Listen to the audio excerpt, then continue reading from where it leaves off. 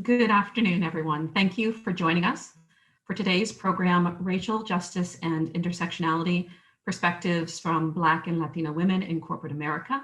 This panel is part of PBI's 2020 Fighting for Justice series. I am Eve Runyon, President and CEO of Pro Bono Institute. Today, we are delighted to present a panel discussion as part of our Racial Justice Forum on the confluence of different identities. For example, gender, race, and ethnicity, and how the intersection of those identities can create overlapping and interdependent systems of discrimination and disadvantage. This is a very important conversation as the legal community considers how to effectively support diverse communities and promote equity and inclusion within the profession. And it's also fitting that we're having this discussion today in the midst of this country possibly electing the first ever woman of color to the office of Vice President. Thank you to our generous sponsors who have made PBI's Fighting for Justice series possible. We will start today's discussion with a moderated conversation among the panelists. We will then open the discussion for Q&A with attendees. We invite you to submit your questions using the Q&A icon at the bottom of your screen. We will prompt you when the Q&A portion of the program begins. Our three panelists are fantastic women who are eager to share their perspectives with you. We welcome Lisa Garcia, Chief Legal Officer at Macy's, Tanya Robinson, Vice Chair and General Counsel at KPMG, and Wanji Walcott, Executive Vice President, Chief Legal Officer and General Counsel at Discover Financial Services. Thank you all for joining us, and let's begin the discussion. Welcome, everyone. Oh, thank you. Thank you. Happy to be here. So to get started, why don't we put a little shape around what intersectionality is and talk a bit about the framework. Now, this was a term that was coined by Professor Kimberly Crenshaw in 1989, and she's written lots of publications and has talked a lot about intersectionality for a number of years. In 2016, Crenshaw hosted a TED Talk where she talked about intersectionality, and she described a 1976 case which involved a Black woman who sued General Motors for discrimination. And she lost her claim because the court found that Black women were not able to combine claims of discrimination based on race and gender. At the time, General Motors hired Black men for one job, and they hired white women for another job. There were no opportunities for Black women. Elisa, can you share other examples of how the intersection between race, ethnicity, and gender have marginalized Black and Latina women? Sure. First, I want to thank you and my co-panelists. I'm happy to be here and having this discussion at this pivotal time. Since we're talking about intersectionality, I want to say that I am a cisgender, Latina, Caucasian, 60-plus-year-old lawyer from Brooklyn who grew up lower middle class, and I spoke only Spanish until I started kindergarten. So there are a lot of different things there that that kind of change the way or color the way people look at me and the way I look at the world. So I see intersectionality as a prism. It colors how you see the world and how the world sees you. In the TED Talk, I thought that Professor Crenshaw gave a phenomenal, simple example of the legal framework. And it is just that, the intersection. On the East-West road, you have race, African-American. On the North-South road, you have sex, woman. And if there's an accident and you're on the African-American road, you'll get picked up. If you're on the female road, you'll get picked up, but that ambulance just will not pick you up in the intersection. And that is what the legal framework is. I think I've seen intersectionality referred to as the hierarchy of victimhood, but it's really hard to dispute that the there are layers of oppression. The world that a transgender African-American woman experiences is very different than the world I experience. The world that an illegal Latina immigrant experiences is very different. For instance, Latina illegal immigrants are seen as hardworking and subservient. But are they really subservient, or is it just the working condition that makes it so? If they're subjected to sexual harassment or innuendo, are they not complaining because they're subservient, or are they not complaining because of fear of deportation? So you really have to unpack this. I mean, you know, race, gender, sexual orientation, it all intertwines, and they all create their own unique injuries that compound when people, you know, kind of fall in the intersections. I'm sure my co-panelists can give some examples of, you know, Black women and what they've been faced. You know, Alyssa, I'm pausing a moment because I'm still stuck on what I thought was just a brilliant framing that you referenced before, how folks hear this and think that it's a description of a higher order of victimhood. I think that's what you said, which really captures it, but it also underscores how folks are really missing the point, because it's not really about victimhood per se at all. It's recognizing the difference of experience, both kind of how the fact that I experience the world differently because I'm an African-American woman, but also the world experiences me differently because I'm an African-American woman. And if folks agree with what strikes me as just a baseline reality, it feels if it's not too much of a leap to also conclude that how we develop policies, for example, you know, what are the right policy prescriptions, or how we gather data. I mean, all of these really functional activities that happen in the world, that those two should take account of my different experience. So it's curious, because I think you're right, but the conversation does get stuck oftentimes on this notion that what we're talking about, what we're describing is a different way of experiencing victimhood. It's just a different way of experiencing life, a different way of experiencing the workplace, and wanting to make sure that the rules, the policies, the protocols, you know, take account of that difference. Anji, would you like to share? No, I agree with everything that's been said. I don't know that I have much more to add beyond what's already been said. Fantastic. Well, I think what you've talked about is a great framing and really puts some perspective on what it is that we're going to be talking about for the next hour, and it puts it in context.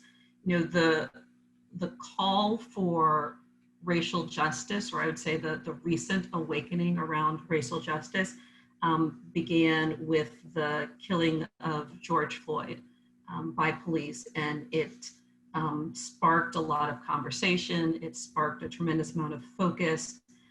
America has also rallied around the death of Breonna Taylor, yet the names of many other Black women and girls killed by police are unknown. The Say Her Name campaign was developed to increase awareness around the killing of Black women and girls. Other than police violence, Tanya, are there stories where Black and Latino men, we know those narratives, but the stories of Black and Latina women or diverse women are ignored? And what's the impact of silence? What's the impact as it relates to racial equity and racial justice? Well, so I think there are definitely a series of examples. Even it's such a good question. I mean, there are a set of issues where the traditional narrative just ignores the stories of Black and Latina women, and in some cases, probably outright dismisses that particular distinct experience. You think about the discussion around COVID-19 disparities, for example. That perhaps is the most recent and an obvious example, where if you fail to bring an awareness of the particular experience, so not just being a woman, not being merely an African American, not being an African American male, but the particular experience in my case of being a Black woman, if you don't take that into account, then you really miss an important part of the story. You don't recognize both the differential impact in terms of health consequences that may flow from the pandemic, but also just the other outcomes and effects, like housing insecurity that may result from it, and impact women of color and Black women in particular differently, if for no other reason, because they're starting from a different place. You might not appreciate that the impact, for example, of evictions as a consequence of the pandemic may be affecting communities differently, and including affecting communities at this intersection differently. Or think about questions of gender justice, like pay equity, for example. The circumstances and issues that lead to pay disparities between women and men need to be remedied for sure, period. But the reasons for and the impact of those disparities are going to be different when you begin to take account of race in addition to gender. And if you're merely picking up the experience of merely women, or if you're merely picking up the experience of, in my case, African-American males, again, you're going to miss the story and miss an opportunity really to devise a set of policy solutions that are going to be much more fit for purpose. So I think we could riddle off example after example where it's not enough just to describe the demographic impact in terms of gender or race, that once you begin to really, and I don't want to say bifurcate, but begin to think about this in terms of individual experience and what again feels like the unassailable reality, that the experience of a Black woman or the experience of a Latina woman is going to be radically different than that of a Black male or Latino gentleman, that the system is going to impact us different, that COVID in this case is impacting us differently. It means you can't come at this with a blanket one size fits all solution to some of our most difficult, stickiest problems. And I think if I can add to that, Tanya, I think as I think about the impact that all of that has on just overall well-being and mental health, I think that's an issue as well, just from a self-esteem perspective.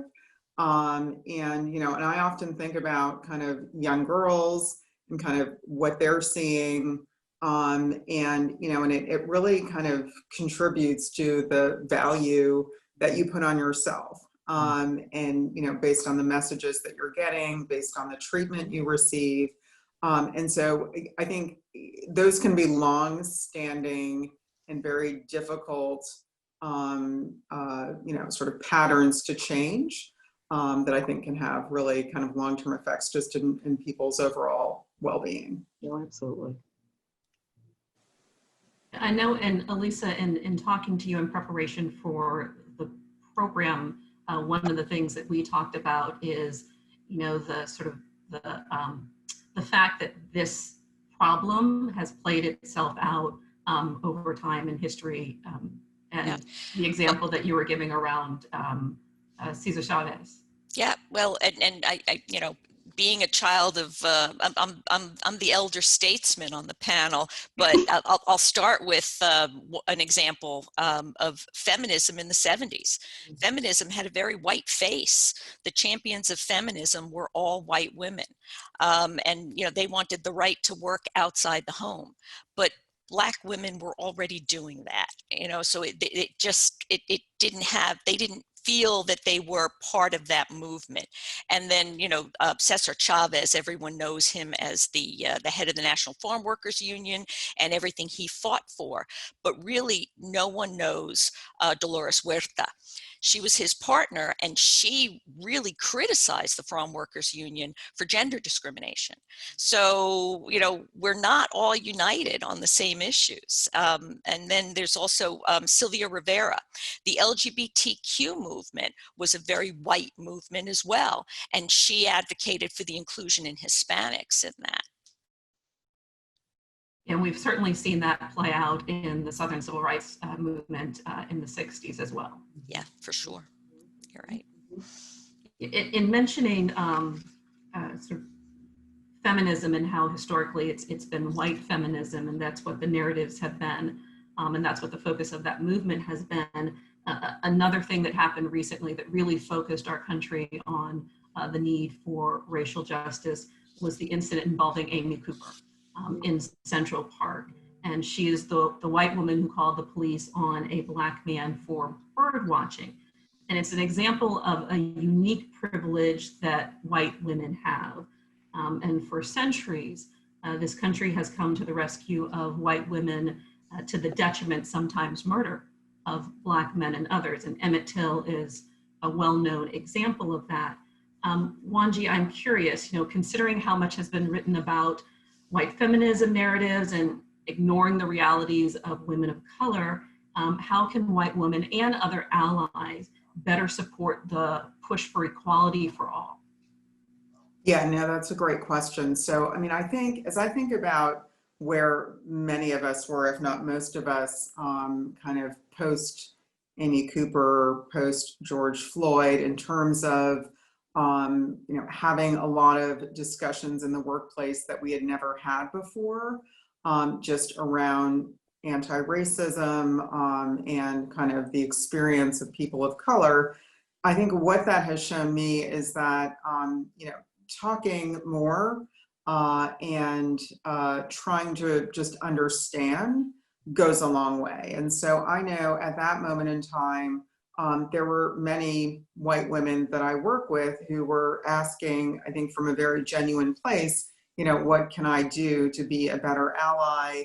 How can I help? And, what I advised, a few of my colleagues is to listen and to take the time to really ask people kind of how they're doing and just to hear them out. And then the other thing I advised was, to the extent that, if you really want to be an ally, to the extent that you hear things in your own circles, whether it's in your families or just in your social circles, that you find offensive, instead of letting it pass, you should call it out and let people know that, you are not interested in them speaking like that around you.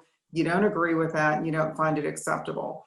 So I said that to a colleague in, let's say, June. What I anticipated was that sometime after Thanksgiving, she would come back to me and say, Wanji, I took your advice, I did what you said, and here's what I was hearing and here's how I shut it down. 48 hours after I had this conversation, my colleague came back to me and said, Wanji, I did what you said. To which I said, I beg your pardon, because I actually couldn't remember I didn't know what she was talking about, because it was too soon. In my mind, I was thinking I'll hear from her in November. And she said, oh, you told me when I hear something, that I don't agree with, that I think is inappropriate, or, and that I think is racist, that I call it out. And I was thinking, wow, 2 days. And we both talked about that very openly as sort of the power that she has, because those same people, and I don't know if these were home people, work people, friends, I don't know who said this, but all I know is no one would have said that in front of me. So I wouldn't necessarily have had the opportunity to call it out. But what I committed to doing when I heard that is, I thought, what, there are things though that people do say to me that I would view as more on the kind of micro inequity kind of end of the spectrum that I'm now calling out. And these are things that maybe I would have let pass. I would have maybe stewed on it. I would have talked to other people about it, but I am now calling it out. The only other thing I'll mention that allies can do also is, in addition to talking and enhancing their understanding, another way to do that is to read. And I think there's some really good books out there. Maybe we can share that after the fact, but I think there's some really good books out there, everything from White Fragility, and a few others that I think are very helpful for people who are genuinely interested in being allies to people of color. Excellent. Tanya or Lisa, anything you'd like to add? No, I really, I agree with everything Wanji has said. I am the piece around listening for sure, but the speak up part of this really resonates with me, and the importance and power of that. It's speaking up if you're a Karen, but also speaking up if you're a Tanya or just a person of color in the workplace. I think we could catalog the sort of microaggressions that women of color experience in the workplace every day, every week. So I'm eager to encourage my colleagues who are not of color to speak up. Want to encourage us to do the same thing because it feels as if that's an important part of the education learning experience that Wanji is referring to, but especially to the extent that colleagues who are not of color finding their own voice in this, recognizing that not speaking up is not an innocent act, that is harmful too, and especially if you're as a person of color in a place where there's not a critical mass of folks who look like you, it becomes even more important to have others who are calling out the microaggression, certainly calling out the the discrimination that they may be seeing in the workplace at all. I mean that is real allyship from my perspective, and it's woefully needed and woefully needed by folks who are really well intentioned, who are good friends, good colleagues, but it's uncomfortable. So figuring out how to get comfortable being uncomfortable, to me that's what a real ally will do. And if folks were doing that, you can imagine just how game changing it could be, frankly. And, as Wanji mentioned, I mean, this is now welcome discussion in the workplace. It's something that we're training our people to have these conversations and encouraging them, giving them forums to have these conversations, and just having that permission is so, I don't know, I hate the way it came about, but I truly believe that this is a moment that things may change because corporate America is part of it. And when corporate America is part of the conversation, stuff happens, So I'm excited. I'm really excited about at least, kind of the environment at Macy's and what we've created. Yeah, and I want to follow up. So both Wanji and Tanya, you mentioned microaggressions, and especially in your thinking about what's happening in the workplace. Are there microaggressions that are more common for Black and Latina women, and why is it important to identify those? How does that bring value in moving us forward with regard to diversity, equity, and inclusion? Should I jump in, Wanji? So I probably shouldn't suggest more common than others, but I was thinking back recently, just given that this has been such a live conversation in my workplace, and I had written a piece internally that got a measure of traction that was a little unexpected. And when I think about that piece and why it resonated, I think it didn't do anything more but say out loud the sort of microaggressions that Black women in particular, but I imagine women of color more broadly experience. In that case, there were a couple of small things that had happened, including one that I'll mention just to highlight how small it is, but how significant it can be. Me as a young lawyer, being in an elevator and being called by the name of the other Black woman who was in the office. Innocent mistake, I bet, rarely happened to my non-Black female colleagues, and how several decades later, that moment is still really vivid for me. And as vivid is my reluctance to say anything, which is kind of absurd. Like, why would you not correct that someone had called you out of your name? But because I'm polite, didn't want someone to feel uncomfortable when it was called out, they called me by the name of the other Black woman. So you take that, which again, on its face is a small thing, but can be really disabling to the young lawyer who's doing work. It can have the impact of not just diminishing your work and your value, but it makes you feel kind of not extinguishable, but interchangeable in some way. So again, tiny item, but has big impacts in the workplace. And you can go through the list. You're needing to provide more evidence of your competence, and there's not an insignificant measure of literature research to say that that is not a isolated experience, and that happens, often to women of color, and I think Black and Latino women in particular in the workplace. Having your judgment questioned in your area of expertise. Again, being mistaken for someone else who's in your organization. Hearing others surprise at your language skills or your abilities. Again, small, perhaps small item, but that is a common experience. I bet that a lot of women of color have in the workplace, and by themselves, they can be really disempowering in the workplace. Collectively, they can paralyze you. And again, not an isolated experience. I think that's I am assuming that there are probably many women in the audience, and I imagine my panelists would share this experience where that's not an uncommon story for women of color in corporate America. Yeah, I'll add to that. So yeah, I think there are many instances of those smaller things that have happened to me as well earlier in my career.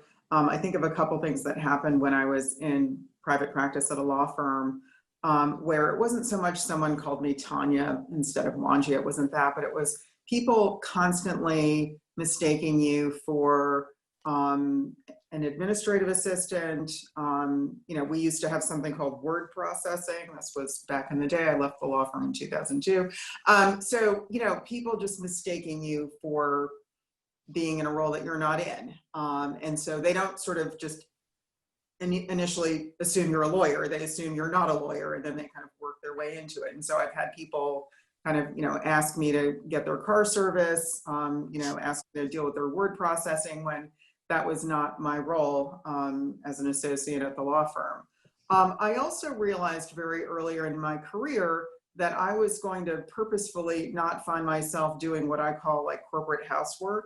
And so I would not allow myself to be relegated to doing things that I thought I was being asked to do, maybe because I was a woman, maybe because I was a Black woman, I'm not sure why, but I was not going to do them. So I used to shy away from like, I'll plan this baby shower and I will, do all the legwork to collect the money. I just purposefully didn't want to do that because I didn't want to be perceived as the person whose job it was going to be to do that. I think, Tanya, to your point, it is distracting. It's something that I think many of our counterparties don't have to think about in their day-to-day. It's also very demoralizing. And I think it does like get in your psyche, over time. And, you really have to kind of, you need like a strong kind of circle around you to sort of work through that, and also kind of the fortitude just internally to kind of work through that, so that you are not as demoralized or distracted by that. But I think unfortunately for many of us that always abounds. And then to your point around, I chuckle because that one, I get this one, I used to a lot, now I don't, maybe I'm less articulate now than I once was, but I used to get that also very early in my career, and it used to just like inflame me. And I know people might be wondering like why, but it's, I think, for those of us who've heard that one too many times, why, because why wouldn't I be articulate? I mean, that's, part of my job, my persona, my skill, my training. And so it's just kind of annoying because people don't say it as a, in a way to say, oh, like, I like your glasses. It's more like, wow, you're articulate, like, gee, I had no idea that you would have a clue or be competent. And so I find that one really kind of especially irritating. But, again, I think now I'm getting to a point because as I said earlier, I'm no longer kind of letting things slide. So I'm at a life stage now where if someone were to say that to me now, I would tell them why they should maybe think twice before they say that. And I'm not saying it's something you never say. There might be a reason to say that to someone, but I would say 9 out of 10 times that it's been said to me, there was no reason to say that. I'll just add that, it starts even before your professional career. I remember I was in high school and I was in an English class, and it was early in the semester, early in the year, and I raised my hand to answer a question, and the teacher stopped and was so pleased that I was raising my hand to answer a question. And I realized that, oh, I'm the only Garcia or Hispanic in this class, and she thinks I can't speak English. But you know, I have an attitude about it now, but that wasn't my reaction then, and I actually stopped going to English because of how it made me feel, and you know, and how the guidance counselors put the community college brochure in front of me. You know, it just it starts early, and it can really demoralize you as a child and as a young lawyer. So I said we were going to wait until the end for Q&As, but a few have been asked that speak directly to what we're talking about right now. And in particular, you know, if you're in a situation where something has happened, whether it's a microaggression or some other action, and you do say something, but there's no progress, there's no response, there's no movement forward. You know, how do you handle that? What suggestions do you have for people who are in that situation? Yeah. So as, oh, go ahead, Tanya. No, forgive me, go ahead. I was going to say, as a, you know, sort of active practitioner now of saying something, I think it's important, you know, sort of what you say and how you say it. So when I hear something, it's not like, well, wait a minute, what did you say? It's not that. I really try to go at it from a position of understanding, which is, you know, Eve, you just said X, Y, Z. Is that what you meant? Or, you know, what did you mean when you said X, Y, and Z? And I have found that that gives people an opportunity to backtrack and retreat from what they said or explain to me what they meant. And my experience recently has been that as people are doing that, I can see sort of a light bulb going off, and that they are sort of enhancing their understanding of like maybe how that was perceived by me, and maybe why that might be the last time they should actually ever say that again. And so I find then there isn't sort of like a big moment where, you know, we need to have 2 meetings to talk it out more.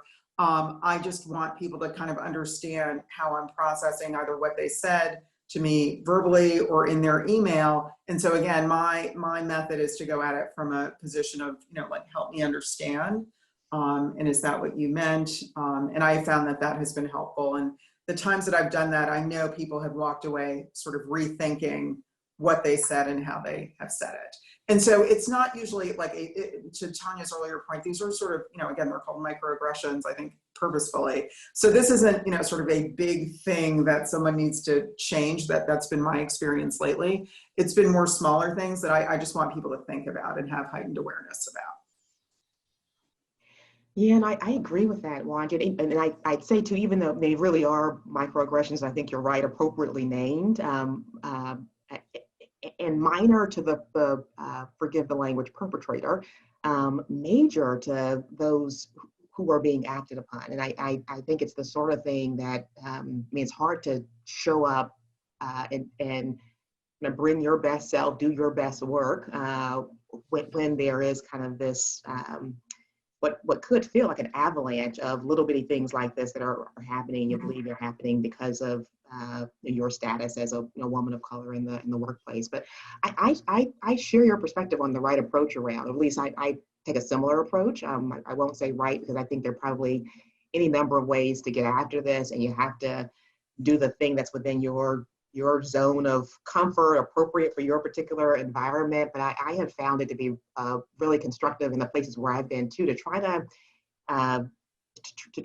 come at it from a place of understanding, which is both a desire to be understood, but also to understand the perspective of those who are committing the microaggression, and wanting to get to a spot of not accommodation, but just being able to have a conversation where you can express how that thing is impacting you, and they can hear you. So it makes it really important to try to tee it up, deliver it in a way that you're going to be heard, and that they can, and giving the person space to your point, Juan, to be able to pull back, consider what's happened, and course correct. I think there may be moments too where you have to expand the sphere.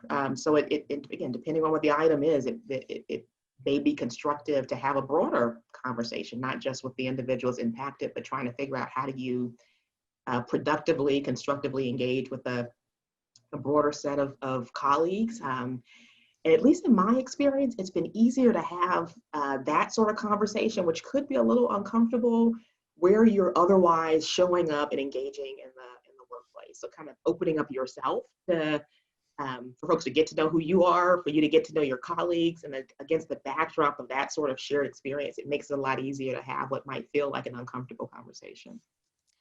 And I found that for me, you know, at a senior position, I can take somebody aside and say, hey, you know, I noticed that so-and-so has a pretty heavy accent, and you seem to be kind of turned off or distracted when she's talking. You know, let's talk about that. And so I kind of play the mama, you know. And we have a question from someone in the audience. You know, what we've been talking about up to this point is really how you as an individual has responded in the face of a microaggression. But what's the responsibility of a legal department or a company as a whole? And you're, you know, very mindful of the culture that you're creating within your institution. So does your company, or have you heard of companies that are sort of tracking microaggressions, that are paying attention to them as they may exist within the environment, the workplace environment? And what's the best way to capture these acts so that you're not just responding to the individual, but you're responding to the culture as a whole? Yeah, I'll start. So I think that's a great question. I would say, you know, my company is probably no different than others in that we have an employee hotline. We have resources for people to, you know, talk to someone about things that are happening in the workplace that are, you know, troubling or disconcerting. And so, for example, if someone were to call our hotline and say, you know, I was in X meeting and Wanji said Y, there is a process for that to be logged and, you know, investigated and analyzed. And you can make such a complaint discover anonymously, or you can share your identity. The choice is up to you. But once it is known, it is something that we will, you know, run to ground and follow up on and take corrective action if necessary. But I think all of we certainly, for our hotline, track all the trends and all of the calls that we get. And those give you great insight into your culture and how you're doing and your opportunities and things you may need to work on. And maybe, you know, after looking over a period of time at trends, we can say like, gee, you know, the unconscious bias training is not working, or we need to kind of pivot and adjust a little bit. So I do think, you know, to the extent that it's a two-way street though, because I don't know what's happening if nobody tells me. So to the extent that you have an environment where employees feel comfortable voicing concerns, then, you know, that's great. And I do think it is incumbent upon, you know, all of our organizations to kind of take those and to not only kind of address them, but also to really think about kind of the environment we're creating in that are people comfortable coming forward, and what are we doing in response to the complaints. Wanji, we at Macy's, we have, of course, the same structure, and analyzing the trends and reporting it up to the board is a very important piece. But recently, in light of all the social justice issues, we've had a number of what we call "Can We Talk" sessions. And at the time of the killing of George Floyd, we had 80% of our workforce on furlough. But our CEO called everyone together and had an open meeting. And you know, we had a professor from Purdue who kind of had a fireside chat with our CEO, and we talked about the really tough issues. And coming out of that, we had about 7,000 or 8,000 people on that call. And coming out of that, we got about 1,000 comments, questions, and people being very specific about certain ways they were treated. And while our hotline may not get 1,000 complaints, we certainly had a number of things we had to follow up on. And it's really helped guide our subsequent Can We Talk sessions, where, you know, our leaders, I did one, you know, everyone in the C-suite did did smaller groups. And so that just, I think with more discussion, it's coming to light and people feel more comfortable raising these issues. I think that's absolutely right, Alyssa. And it as I hear both you and Wanji kind of talk through that, it feels as if it's a bundle of activities that really are all about how do we create more inclusive workplaces for everyone. And so you can imagine out of that sort of a series of conversations that you guys have had at Macy's, a company or a firm like mine being able to develop real clear guidelines on what we mean when we say an inclusive culture or an inclusive workplace, and that being fueled by the sort of discussions that are happening in our offices now, but with an eye toward us being really aspirational about what it means to nurture, develop, maintain an inclusive workplace or an inclusive culture, or even thinking about, and I'm pondering a bit about your reference to the implicit bias training, Wanji, and thinking about, so what does like real orchestrated learning look like in this space? And I'm reluctant to talk about diversity training given how much that's been in the news of late, but it does feel as if there's something to be said around is there, given the importance of this and the importance of getting it right, to most businesses, I think, is there a comprehensive learning strategy that you can develop around this that feels more like kind of anti-racism training than mere and I don't mean to diminish it at all, but just D&I training, or when I think about the experience of being the single one in an office, for example, are there steps that an organization can take to, if you don't have a critical mass, make sure that the professionals of color aren't having that only one experience? And I imagine it's going to be different for every workplace, different for every company, but having that sort of conversation internally, it feels like a really concrete step that an organization could take. That, and just thinking about so what is it about the day-to-day experience in the workplace that might disadvantage, for example, a woman of color? I mean, at least from my perspective, some of this could be addressed by just an additional level of mindfulness in the workplace. So having the conversation and then trying to translate that into how do we ensure that the experience that people are now talking about freely. And I think you ladies are right. Like, I've never been in an environment in which these issues have gotten the sort of traction, momentum, energy that they have right now. So how do you bottle that up and translate that into what do we need to do to make sure that all of our folks are showing up and working in an environment in which they can thrive? And I think that the answer to that question then could produce a whole host of really concrete policies, protocol reforms that get you to kind of this nirvana of inclusive workplace. I'm glad that we're starting to think through, sort of what practices can we put in place, what policies would create more inclusive workspaces. I do want to focus a bit on career advancement.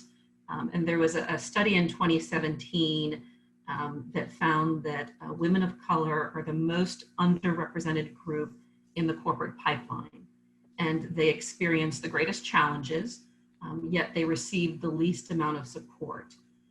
And efforts to increase diversity are not adequately addressing the magnitude of issues that women of color face. Compared to white women, things are worse for Black and Latina women, and they are particularly difficult for Black women. The report details the way that gender and race and ethnicity intersect, and it creates double discrimination.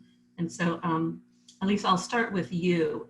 In your career or in support of the career of Black and Latina women, how have you addressed these challenges? What are effective strategies? Well, there's a host of things, but the first thing I'll talk about is really something that we started at Macy's. It's probably about 2 years ago now. It's called our Mosaic program. And we found that, we have very good representation at the top, very good representation, diverse representation, especially minority women at Macy's at the store level. And the store manager level, but it's really that middle management level where there was a big drop off. So we have this program called Mosaic, where we take 30 to 40 minority mid-level executives, and they're put through this program, and it's multidimensional. It's leadership training. It's a 360 done, an executive coach, and an executive mentor that really turns into a sponsor.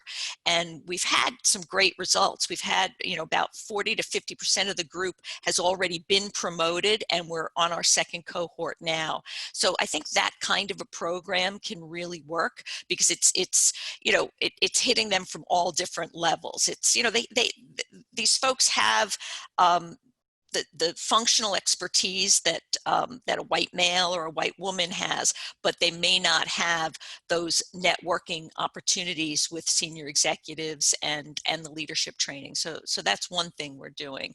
I'll let the others speak, and then I can throw in a few other things that I think work. Yeah, so I won't share programmatic things that we're doing, because we have similar programs as to what you described, Elisa, and also there's some other programmatic things that we're doing. But I think, I've been at Discover now for about 16 months. And, what I've observed is that we actually just need to hire more people. Bottom line, it is that simple.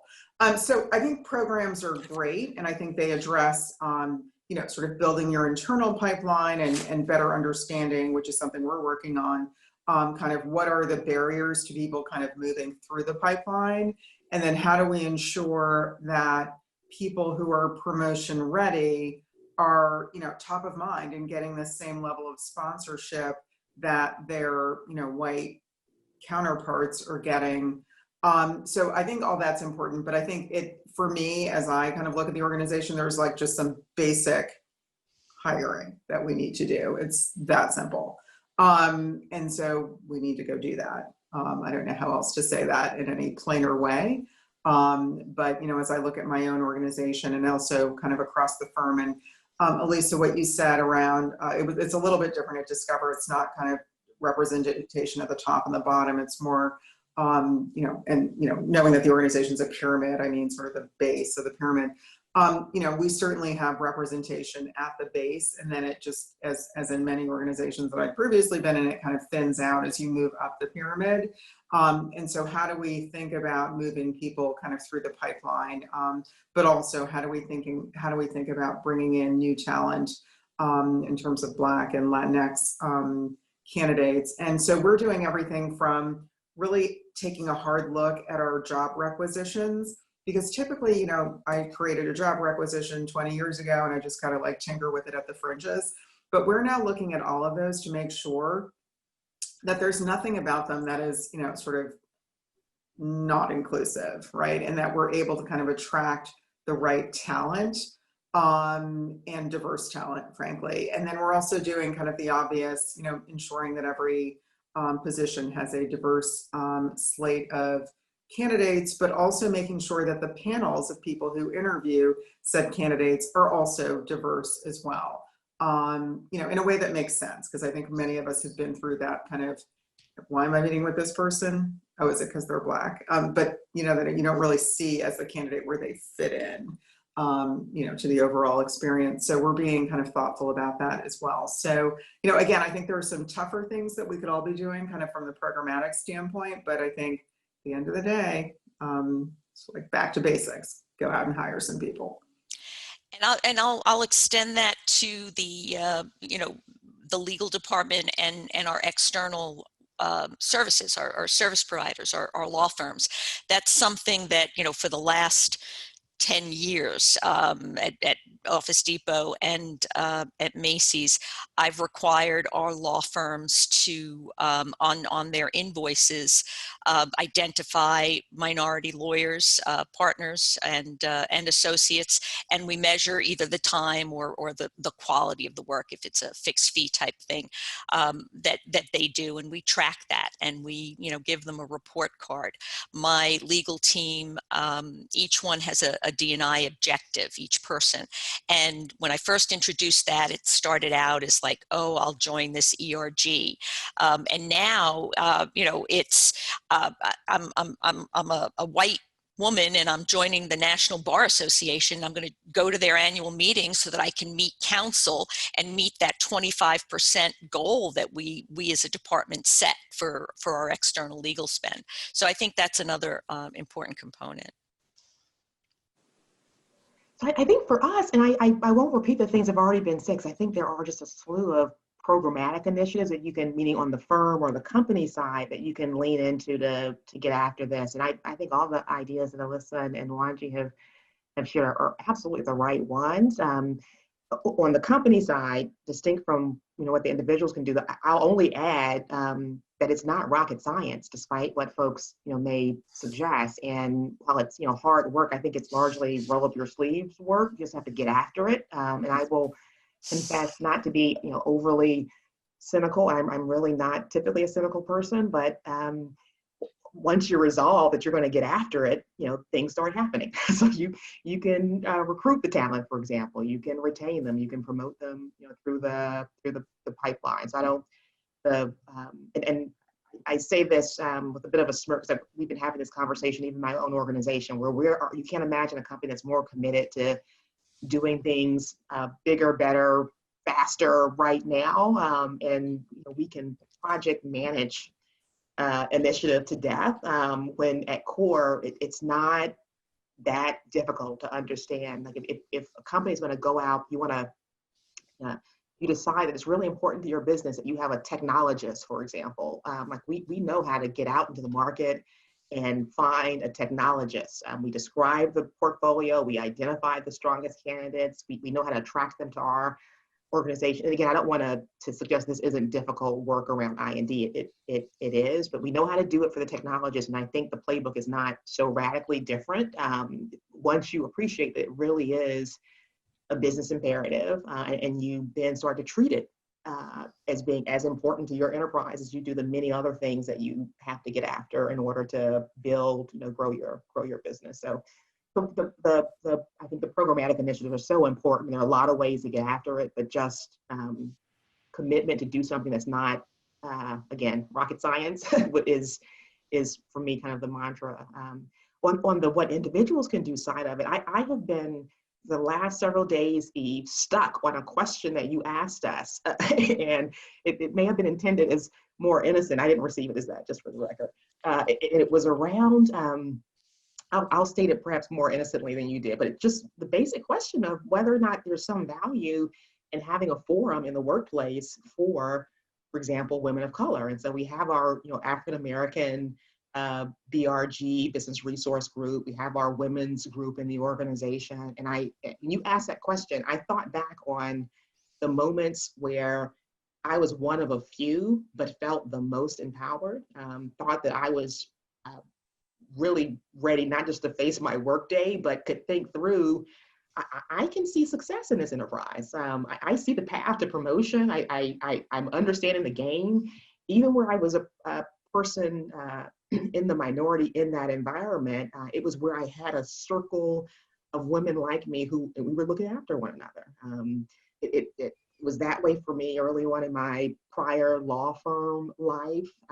It was that way. I thought about kind of being in college and law school, and in those early days where we had each of those places, I had something that felt like a women of color collective of sorts, sometimes formally organized, sometimes not, but we came together and we were feeding one another intel about the enterprise. We were looking out for big opportunity. You can't make your way up to chair and CEO merely through your women of color. And so that's not the guidance here. And you need to have sponsors and supports who don't look like you. But it was really important for me to also have that network. A team of folks who were wanting to see me win, and that was really important. So when you asked that question, I thought about it a bit, because we don't have that at my current. All the things that we're doing in a place that has such a big footprint as we do, the number of offices we have across the country, it's not just possible, it's likely that we'll have an office in this part of the country where there may not be an African-American woman partner or an African-American partner at all in that office. And what does that mean for the junior person who's in that office? But yet, if we had this really intentionally crafted women of color collective, like what that might mean in terms of folks' career possibilities, trajectories, their network within the firm. So we're not doing that, but think we could.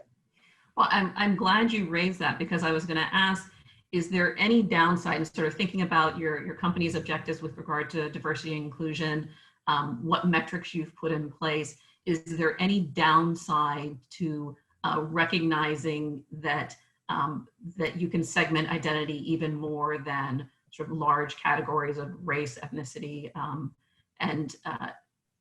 or is that valuable? Is that really what we should be doing in trying to move forward efforts to increase diversity, equity, and inclusion? Should we recognize that, simply having an affinity group for African Americans is not going to address the fact that when you look at who is advancing in the workplace, it's Black and Latina women that are falling behind. And so is that segmentation valuable, or is there a downside to that? It's the intersectionality argument. I'm looking at our ERGs, and we've got the women at Macy's, we've got the Pride group, we've got the Atlas group, our African Americans, the La Voz, the Latinos. But if you're a transgender woman of color, you have to belong to all these groups. And I don't, I'm liking this. I'm about to call my head of D&I and have a little chat. Yeah. So where I am now, we have the same affinity groups that you just mentioned, Elisa. I've previously worked in a place where there were a lot of affinity groups, and some were born out of that sort of need that arises based on intersectionality, which I think is great. And so I also think it's something that we should consider more, and I'm certainly thinking about that as well, because I do think there is some benefit in further segmentation to kind of really hone in on kind of key focus areas, right? And so I definitely think there is some benefit there. I think it's it's a journey getting there. I think you don't just wake up and have 30 affinity groups, but I do think your environment, your employee population, and really the employee ask will kind of guide where you go next. But I think it's a great question. It's an interesting question, Wanja. I kind of, when I heard Eve say, so is there any downside? You're asking 3 chief legal officers, and yes, there's always some downside, this question included. But I don't really see if our aim as and for us as an organization that wants to show up for its people, if you want to get after this problem, it feels like transparency really is the key here, and knowing what the numbers are to a degree that enables you to understand what's actually happening. And I think the whole point around the conversation focused on intersectionality is that you can't really know what's happening unless you peel back the race or gender dimensions as standalones, and you have to kind of figure out what's happening beneath that. And so yes, I can imagine lots of downsides to bringing that measure of transparency to the organization, but also can't really imagine how you advance the ball here without doing that. I'm very mindful of time, and we are actually at 4:30 already, but I'd like to end, I think, on this last question, and it's providing advice to those who are getting started. And so if in making recommendations and suggestions to young women that are getting started in their career, what would you tell them with regard to dealing with things like microaggressions, but also thinking about advancement and moving forward within their own organization? Wanji, do you want to start? Yeah, I'll start. Sure. I would start by becoming like really awesome at your job. Be fantastic. And it's okay if you get into your job and you think, oh my gosh, this is a new role. I don't even know where to begin. Seek help. Whether it's internal, external, within your network. But I would start with a focus on being awesome at your job. And then once you've nailed that and you feel like you've got your footing, although, maybe new role, but now I kind of have a handle on what I'm doing, think about your relationships and building a network. And I would think broadly about your network. Don't just build your network within your team, within your organization, but think about building a network broadly. And then think about how to nurture those relationships over time. This is not something you will do in 2 weeks' time. It takes a long time to do this. But be thoughtful about that. So I'll leave it at that and keep it simple with 2 things you can do. Focus on nailing your job, focus on your network. And then there's some other things, but nail those first. And I'll just build on the network one. I think it's such wise advice to say, have a broad network. It's not something that I ever thought about. And it's not something that I cultivated or did until much later in my career. But I call it my kitchen cabinet. It's those people outside of my organization that I can call and say, my CEO wants to do this. You need somebody to kind of talk you down and help you out. And that will help you even when you're dealing with microaggression issues. I mean, you have to be able to talk to someone. So the network. And through that network, you may find a great mentor or a sponsor. So Eva, I agree with all of that. I think maybe the one thing I'll add in light of our conversation is not to run away from your difference. And I think that I was too far into my career where I appreciated that my difference is my superpower. And I'm not exactly sure when that moment came, but I spent time during my first and second year associate period, focused way too much on trying to be like everyone else around me, dressing like folks, engaging like folks. And the moment that I just showed up as Tanya, and I like all of that, I'm an African-American woman from the South, from a single mom. And when I came as myself to the organization, and I know it's kind of the overplayed, showed up as my authentic self, and I know that we say it a lot, but for me, it was really true. Like the moment that I did that, it unlocked just a heap of creativity. I was a much better, to Wanda, your point about just excellence, like be good at what you do, that freed up so much energy to just be good at what I was doing, to hone my craft. And so if I were talking to my younger self, I would have said, do that much sooner than I did, because the moment that switch turned off, I think that big things started happening for me in the workplace. Fantastic. Well, I love that. That's great advice. And I think it's appropriate that we are ending on being authentic and recognizing our differences and owning them, and really seeing the value in showing up and demonstrating our full selves. So thank you for participating this afternoon, Elisa, Tanya, and Wanji. It's been a pleasure. Thank you for sharing your perspectives. Thank you to our attendees for joining us.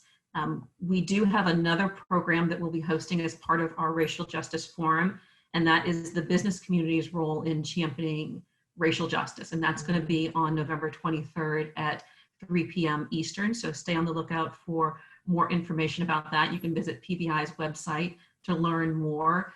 Thank you again for joining us. A special thanks again to our amazing panel.